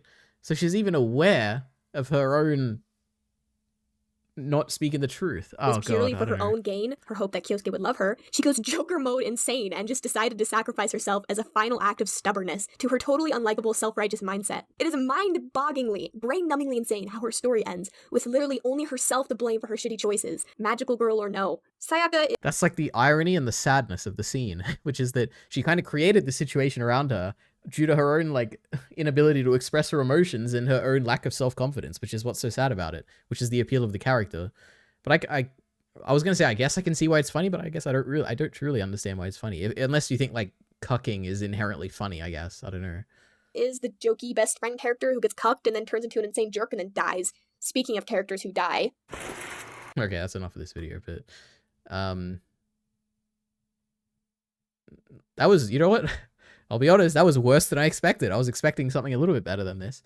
But I guess cucking is funny. And unironically, I think it just might be that the jerk came up in a watching experience with her boyfriend and they just laughed the whole time and that probably ruined the experience. So crazy. That's my fan theory, but I guess we'll never know. Should I reach out to this channel? Should we, should this be our first debate series where we debate Madoka Magic or something? I don't know. But that was an entertaining video, definitely. Narration's good. I mean, the mic quality is not the best, but that's fine. You could always get a better mic, but narration was good. Delivery, good. Editing, pretty good. I like how you have someone else read, like, the little excerpts here. That was cool. I wouldn't add the jokes at the end. Like, at least I assume they're jokes, and I don't think they're in the article, but it's a bit confusing. Good overall. I was engaged for a good 20 minutes or however long that was. What else do they make? A Bird to the Rock video could be cool. Anyway, I'm glad we finally knocked one off of our long playlist from ages ago. Kaguya-sama, Unfaithful Adaptations of King. Is it here? Why kill the Avatar? Video essay. Now, which of these is more interesting? Oh my god. Mill the Killer just sent the great video. What is this? Oh! My Problem with Eric Whiteley, the Disney shill of Blindwave. How did you find this, Mill? This is amazing. We have to watch this. Wait, oh, I just pressed my mouse button and it went back. It's got a Griffith profile picture as well. Oh, this is so good. Oh, we got a Blind Wave hater. It's like is this an EFAP fan or something? Oh my god, okay. Excellent, let's have a look. For reference, I love Blind Wave, I love Eric, I love Disney, I love Star Wars. So let's see what I think about this. Oh wait, more importantly, before this, we need to watch, need to read the comments. What do the people think about that Madoka video? I could imagine people agreeing and thinking like, cuckness is funny, but I could also imagine people hating it. Hey, just wondering if you got your photo. Do you not get, oh, they Madoka stuff. I didn't get to the Madoka stuff. Kyoko, I don't care about Kyoko. Show me the Sayaka stuff, okay? I guess no one really cares about Sayaka. It's obvious through this video that you're completely misunderstood Sayaka's character. Sayaka did not die because of a boy, which is patriarchal, a reductive standpoint to take. Her wish wasn't even selfish either. If you looked at, well, it's like, I don't know, kind of. If you looked at the show critically, you'd see that Sayaka never actually asks or seeks Kyosuke's gratitude after making her wish. Sayaka is a young woman. Okay, well, I don't care this much. Okay, great. So it looks like people don't like this video. So hell yeah, woohoo, we love it. Anyway, back to this. Oh, thank you, Santa. Oh, shit. What? Thank you, Santa. Thank you, Santa. Thank you, Santa. Thank you, Santa. So this video is going to be about Eric Whiteley, the big boss of Blind Wave and Disney. The Eric video is from a rabbit hole I went down of Star Wars Legends fans who hate Star Wars theory because he's actually never read a Legends book. That's awesome. Shill. Gonna expose myself as a fan of reaction channels here, but I've been watching Blind Wave for almost 10 years, ever since I think season 1 of The Flash, so I think I was in high school at the time. I uploaded a video from EFAP where they were going over some stuff Eric was saying about Star Wars and the fandom, and I'm gonna read through some comments that I thought were interesting and give my own opinion on Eric and his views of Star Wars and the fandom and how he... You know what? Let's be fair here, okay? I like Eric. He can be quite a little bit dismissive of some people when it comes to their opinions. When it comes to Star Wars, I do think that he pretty much loves everything Star Wars related. He'll have some criticisms, but they're usually like very minor criticisms, and he'll kind of use those minor criticisms as a way of saying, oh, look, I don't love everything. Look at these minor criticisms I gave. Like that bothers me a little bit, but not that much. I think generally I like Eric. I like his enthusiasm for the things he watches. I sometimes don't watch Blind Wave reaction videos to Star Wars episodes because it is like, I know that they're going to love the thing and soy out at the thing that I thought was cringe. So it kind of annoys me a little bit. But generally, I don't think they're that bad. I think I like them generally when it comes to Star Wars.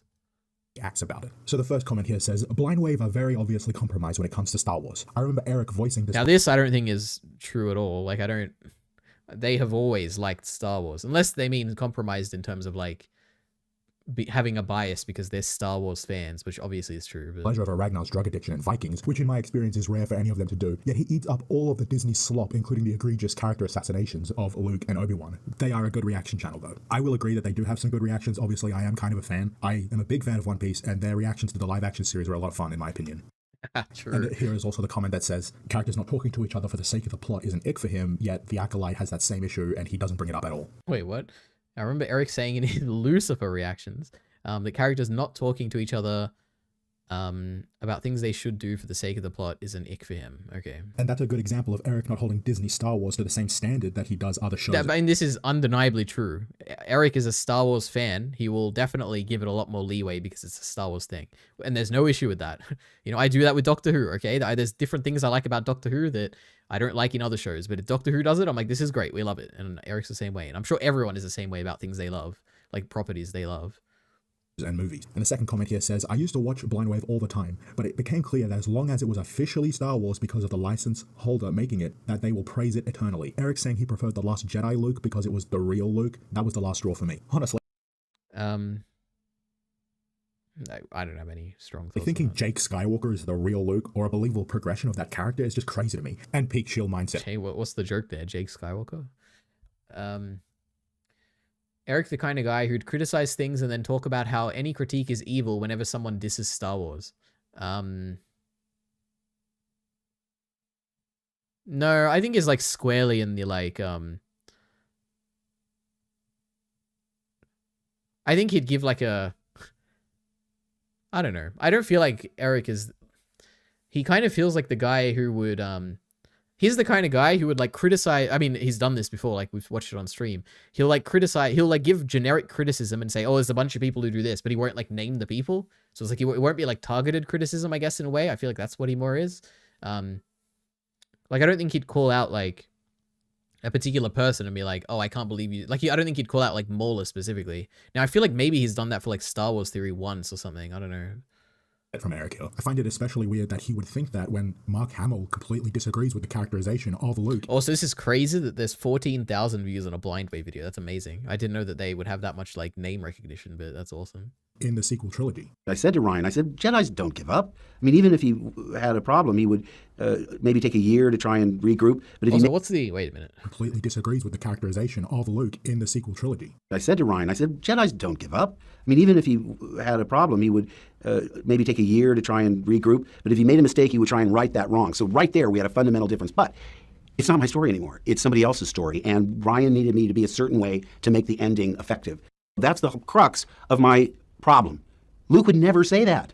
I'm sorry. Well, in this version, see, I'm talking about the George Lucas Star Wars. This is the next generation of Star Wars. So I almost had to think of Luke as another character. Maybe he's Jake Skywalker. He's not my Luke Skywalker. But I had to do what Ryan wanted me to do because it serves the story well. But listen, I still haven't accepted it completely. But it's only a movie. I hope people like it. I hope they don't get upset. And I came to really believe that Ryan was the exact man that they needed for this job. Not that much. I am really curious because I've never looked into... I know a lot of people say, oh, Mark Hamill, like he didn't agree with the way that like Rian Johnson took Luke Skywalker's character. I've heard that before. I think I've even heard like Blind Wave talk about it a little bit, but I've never looked into it.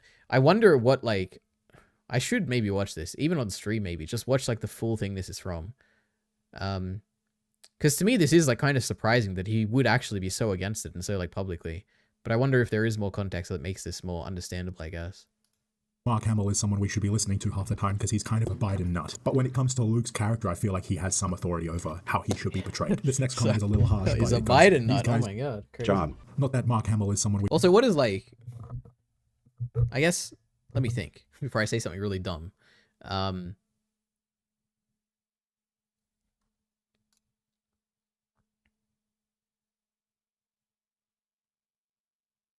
Okay, no, it's not dumb. I was gonna say, who cares about what Mark Hamill thinks? Like, why should the actor of a character, like, why should you care what they think about the character?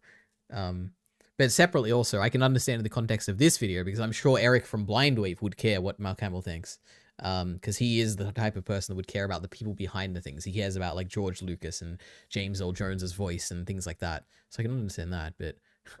I don't know. I feel like the actor behind a character has no bearing on my interpretation of like the character. I guess the actor matters, but the actor's thoughts, like retrospectively when they're talking about it later, I don't think that impacts me at all. Like I don't care that like Mark Hamill disagreed with Rian Johnson about the interpretation of Luke. Like that means no difference to me. We should be listening to half the time because he's kind of a Biden nut. But when it comes to Luke's character, I feel like he has some authority over how he should be portrayed. This next comment is a little harsh, but it goes... Yeah, like what I guess the implication is that because Luke Skywalker looks like Mark Hamill, that Mark Hamill should have authority over it? Like, why? I don't get it.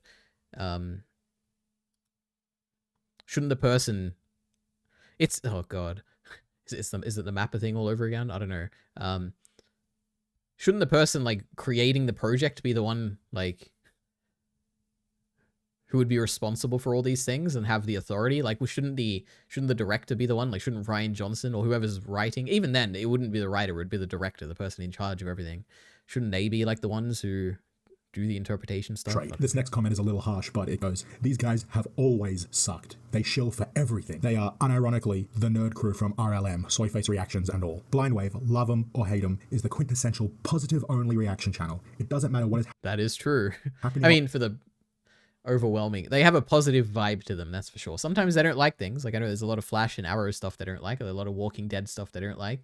I know there's the Inhumans reactions that was famously bad, like they didn't like that stuff. But I think they try and spin the bad stuff to be more positive. They don't try and say something is bad to like put people down, I guess, usually. But on screen, if the brand is large enough, they must respond in a positive manner. They only respond in a I don't think it has anything to do with the size of the thing, like the size of the brand or whatever. Smaller run shows or singular series. Disney Star Wars, Disney Marvel, HBO, WB's DC line. Like Eric famously, like, was disgusted at the character assassination of Daenerys Targaryen in the final season of Game of Thrones, right?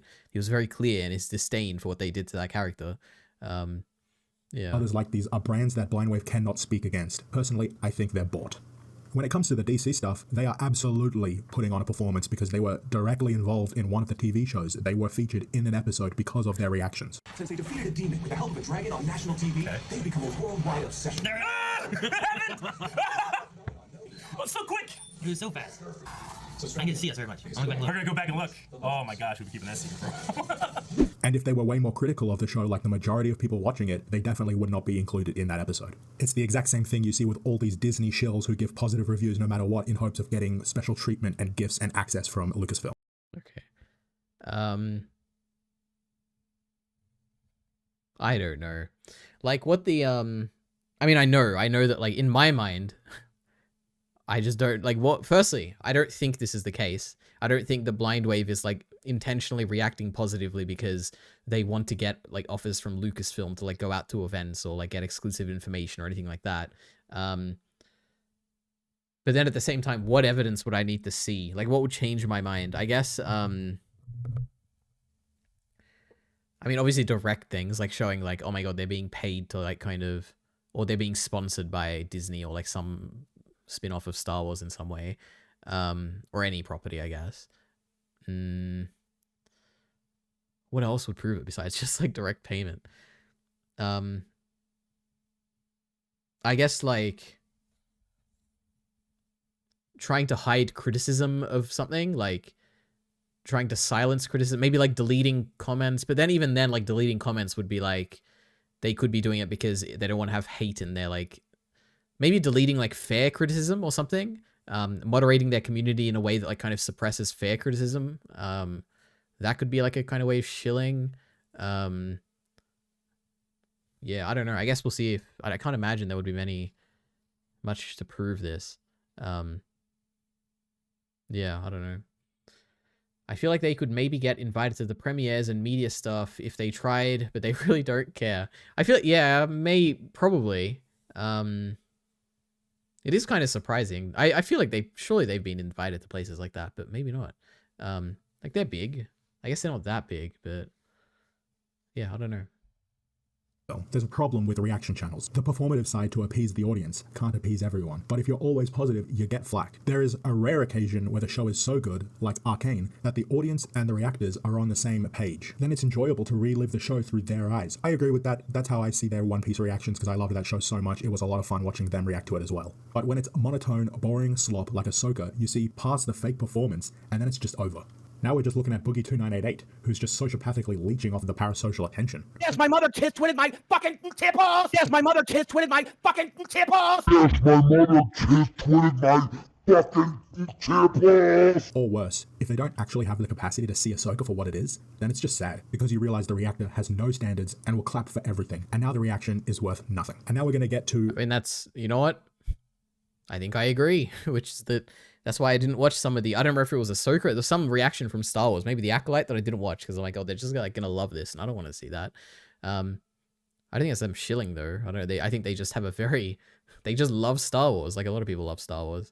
It's not shilling. What would be like a better word then instead of shilling? Because to me, shilling is like, it's like related to like money or protecting reputation or like trying to uncritically promote something because of some kickback you get or something. Like, what is shilling? Wait, I could just be wrong about that.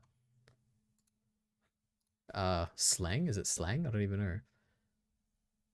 A person who poses as a customer. Oh, like I guess the disingenuity or something. Like where it's like they're not being genuine. They're only liking Star Wars because of like they pretend to like it, but in reality they feel the same way you do, but they're pretending for like some monetary gain or like some reputational gain or something like that.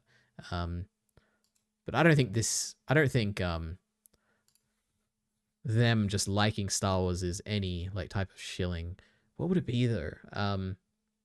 I guess it's like cringe. You could have like the cringe Avenger of Blindwave or whatever. Obviously that's kind of cringe in itself, that title. Like the cringe, what else? Cringe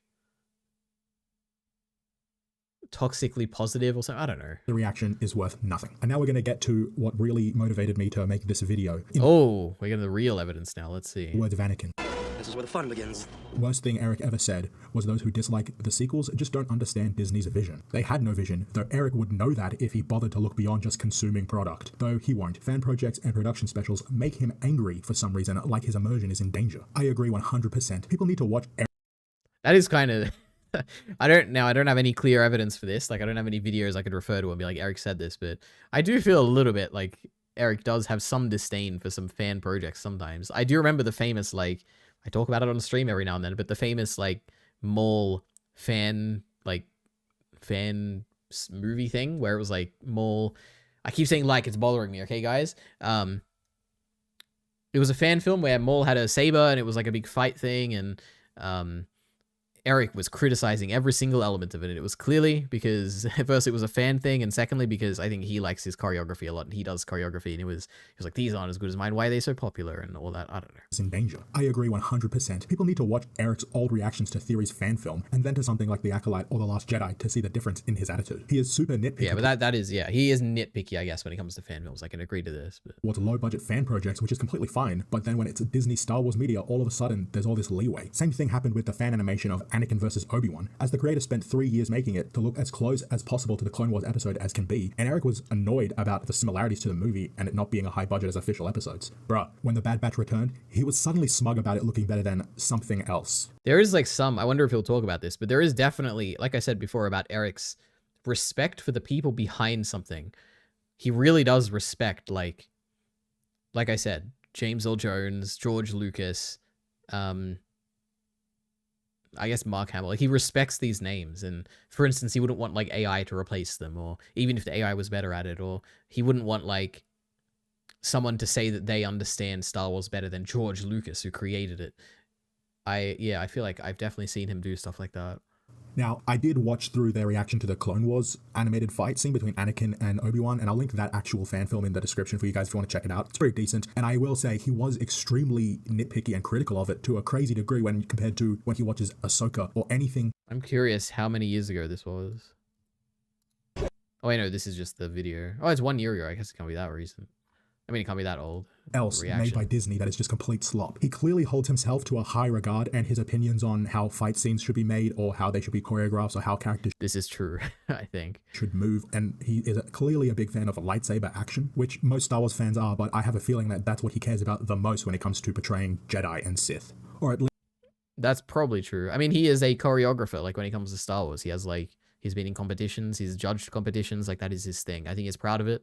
I think he does a good job at it, like I've seen it. At least that's the vibe he gives off when he talks about it. I get the feeling he thinks he's a huge expert on these things, and it's just a little cringe. Something that he says in that reaction video to the fan film is that the Clone Wars Anakin didn't move like Hayden, but the Anakin in the fan film moves way too much like Hayden, so it's jarring and it feels weird to him. And I pulled this clip from that video because I thought it was kind of funny to compare it to something from his Kenobi reaction. Just take a look at this. When Hayden Christensen comes back to play Anakin Skywalker and you see him fight and you're like, oh my god, he looks so good. He like, I can feel Anakin. That's Anakin there, you know? And if you brought another actor to do the exact same choreography, it wouldn't feel the same. Sure. It just wouldn't. So strong. I can see Hayden in there. I can see his posture. It's no surprise to anyone that Hayden... That's pretty funny. And also I agree, you know, I hate when you talk about like we can only have one person behind, like with one actor. AI couldn't replace this. Obviously I hate all that, so... He wasn't really in the suit for the majority of Vader's fight scenes, but for some reason, Eric just thought it was Hayden based on how he was moving, despite saying, well, you could tell if it wasn't Hayden. Here's some more comments referring to Theory's Vader fan film and their reaction to it, and I'll leave a link to his fan film in the description as well if you want to check that out. I remember Blindwave shitting all over Star Wars Theory's Vader fan film and didn't even make any good criticisms, just insults and saying they could do better for 10K. They have some superiority complexes. These guys decided to take a dump on Star Wars Theory's fan film for literally no reason, showed how mature they really are. And I saw some of their fans defending the criticism, saying stuff like, well, they're just holding the fan films to the same standard as the movies and shows. But that just clearly isn't the case. They do not hold the shows and movies to a high standard, obviously, and that's why people were so upset by how critical they were being of fan projects. And this superiority complex they have might have something to do with the fact that they have their own fan film that, of course, as Disney shields, is a sequel fan film about Kylo Ren that they are probably very proud of. As far as I understand, they have multiple fan films, right? Of considering that they have a whole playlist featuring everyone's reactions to that fan film. And I feel like they just can't... That was back when they were a significantly smaller channel, and they thought it was really cool to like have all the the reaction channels react to it. I don't think this is like an ego thing. This is like, oh, we're proud of the work we did. Like how, like it's how cool and our little community is like spreading and stuff. But also this like entire point about them being, I guess Eric specifically, having a big ego and all that, and being able to make fan films and critiquing other ones and stuff more harshly than the actual product. This was like its encounter to the narrative that they're a Disney shill. Like it feels like he's explaining here, well, I guess more so what I think, which is that they are way more critical of fan films because they make fan films.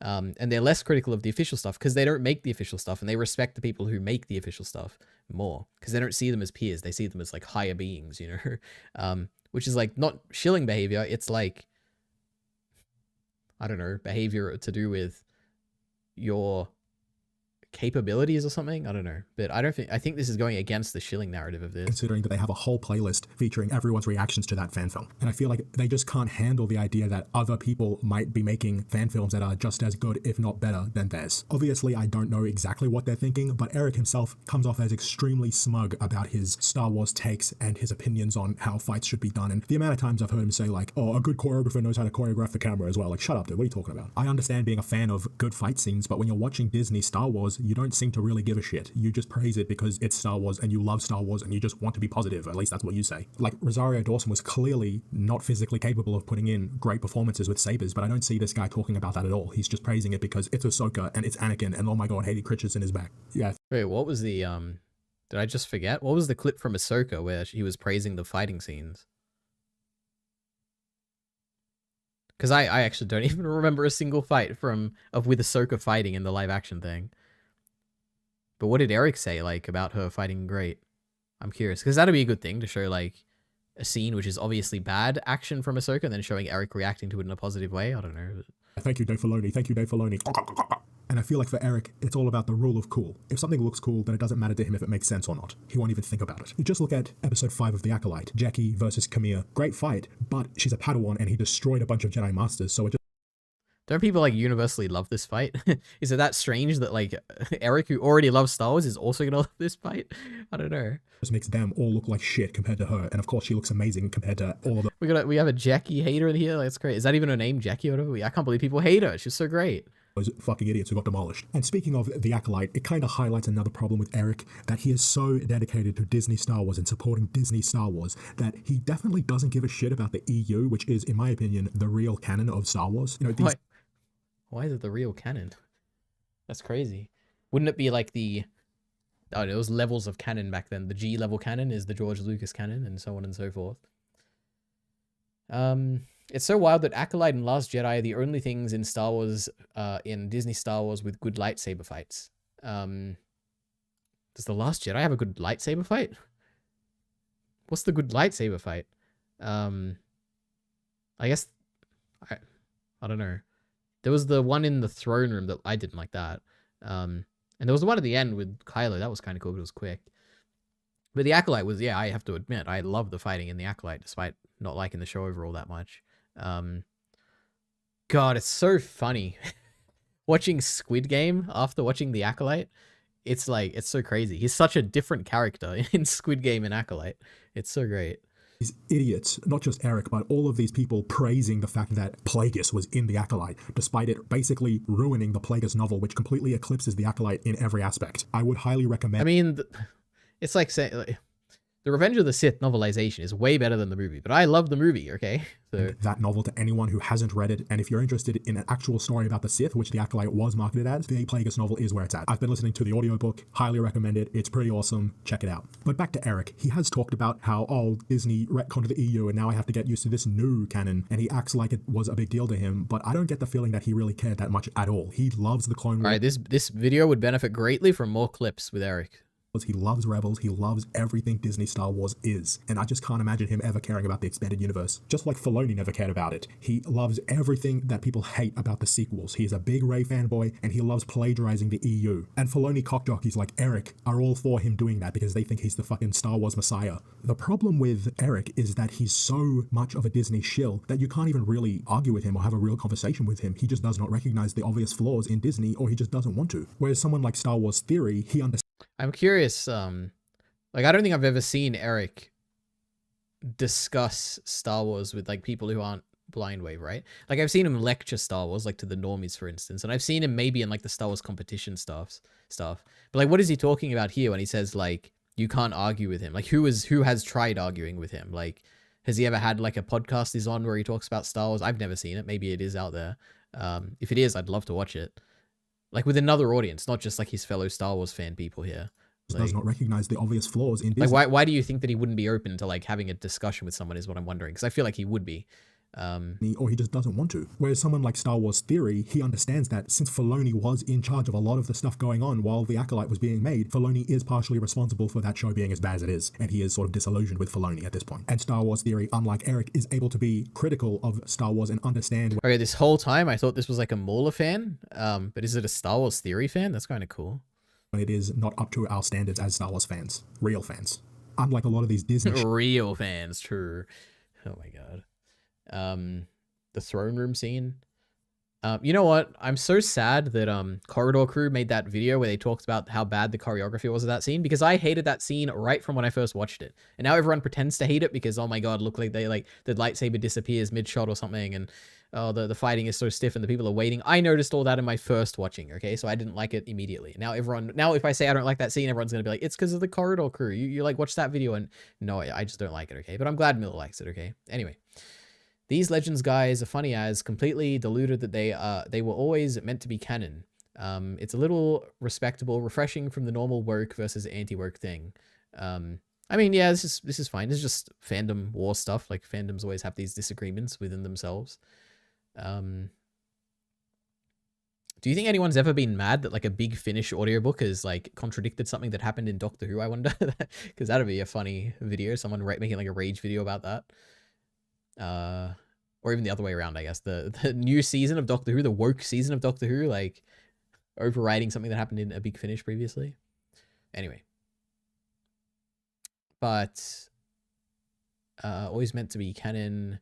I don't know about the canon stuff. I don't know. It's probably, as far as I understand, the EU was never canon. Wasn't even called EU before, right? Oh no, it is. Now it's called Legends or something. I don't know. None of it's canon. I don't care.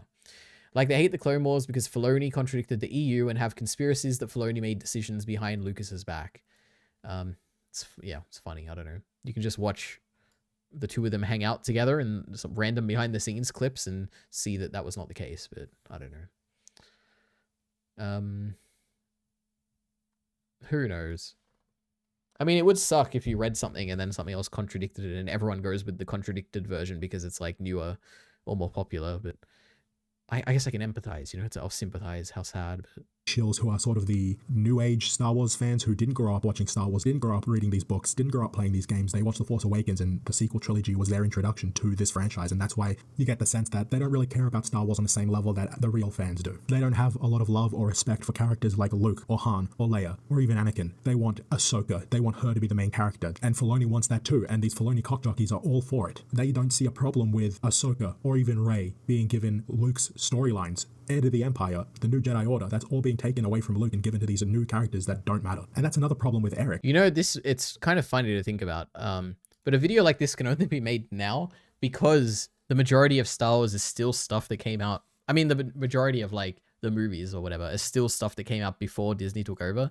If you make this video in like 50 years and 50 years of like new Star Wars stuff and new canons and new stories and all this new like lore, and maybe Ahsoka becomes a big character, and like at that point, like 90% of Star Wars is like all the stuff that Disney has made, and like there's only like a little original stuff that like Lucas made initially. The video would like kind of fall flat because it's like, oh, you care about like the old stuff, like there's like what 6 movies out of like 600 Star Wars things that have come out afterwards. Like, who's the real fan here? I don't know. It feels like you like 10% of Star Wars, and I like 90% of Star Wars. I don't know. But at this point, like at this point in history, I guess it's like an understand, like thinking that, oh, because I like the original stuff, I'm like more of a real fan. But I don't know. We'll see how history goes, I guess. He's been a fan of Star Wars for so long, but for some reason doesn't see... True, Eric Whiteley, famous rugby union player who died in 1973. a problem with the treatment of Luke's character. He doesn't see a problem with Luke's stories being taken and stolen and adapted to Ahsoka's storyline and Rey's storyline. It's just like, what a fake fucking fan. Alright, that's enough yapping for one video. I'm gonna link to a channel called Mandalore. He covers the EU timeline really well, and if you're into that, definitely check it out. It's really good. But yeah, I don't exactly hate Eric or anything, but when it comes to Star Wars, he has a lot of similarities to these Disney shills that I genuinely have hatred for. And to me, that's one of Wait, was that the... was that the person who beefed with Star Wars Theory or whatever? Or anything, but when it comes or to his these girlfriend did or something? Disney shills that I genuinely have hatred for. And to me, that's one of the reasons why watching his Star Wars content really isn't worth it. It's not very interesting. It's not very good. It seems very fake, or at least he doesn't seem to give a shit about the quality. And how he reacts But is he a shill? to fan-made content, because it's not made by Disney, I get the sense that he probably feels the same way about the expanded universe since it's not considered Disney canon. So anyway, thanks for watching. Like and subscribe, or whatever. I don't really mind. Do whatever you want. See you later. Is that a Purgle? It's a Purgle! That's so cool! Whales! Whoa, crap, man! You're on Waste Squad, you know, for nerds, that this is... Oh my gosh. Oh, there's a whole herd. It's a pod, Aaron. They're called pods. It could be. They do travel in herds, they do. Was that like an example of a good reaction or a bad reaction? I have no idea. I thought that was kind of cool.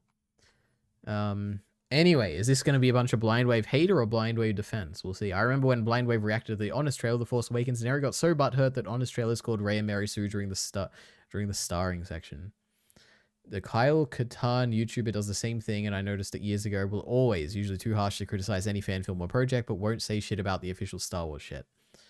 Okay.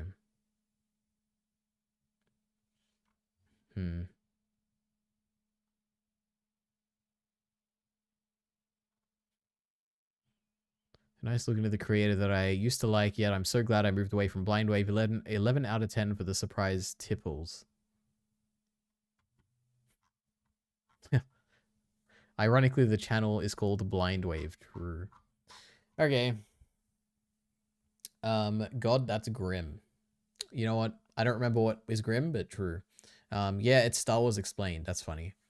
It's so funny they've used up every element from Clone Wars and Rebels to bring back now. Literally only Hondo is left. Did they bring back that, the one singing droid from Rebels that sounded like Alan Rickman? Maybe they did. I don't remember.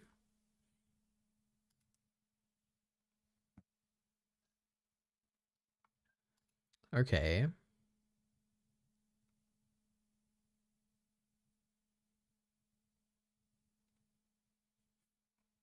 I don't know. Nothing too interesting. Aye. Miller has linked something. Now I do want to go, like, pretty soon now. Like, right now. It's getting a bit late. Oh, it's the same channel? I'm not watching a 7-minute video, but maybe next time. We'll add it to the playlist, okay? I got places to be. I got to sleep early today. I got work tomorrow. Can you believe it, guys? I'm back at work. Which is actually good. I like my job. Just adding it to the playlist. Okay. All right.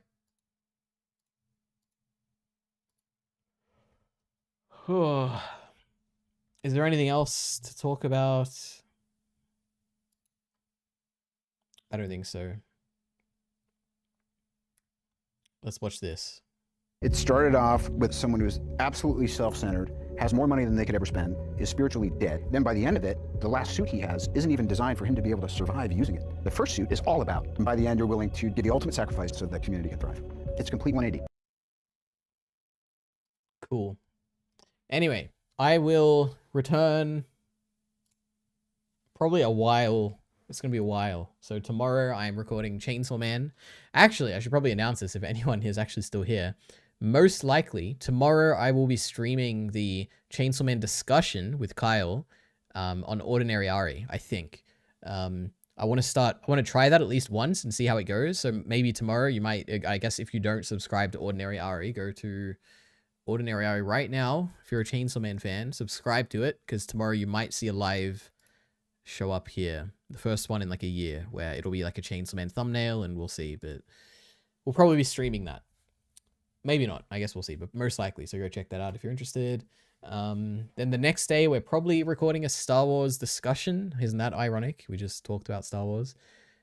And maybe the day after I will stream. We'll see. So it could be a while. Anyway, Thank you. Good evening, good morning, and good night, or whatever they say in the Truman Show. But yeah, farewell.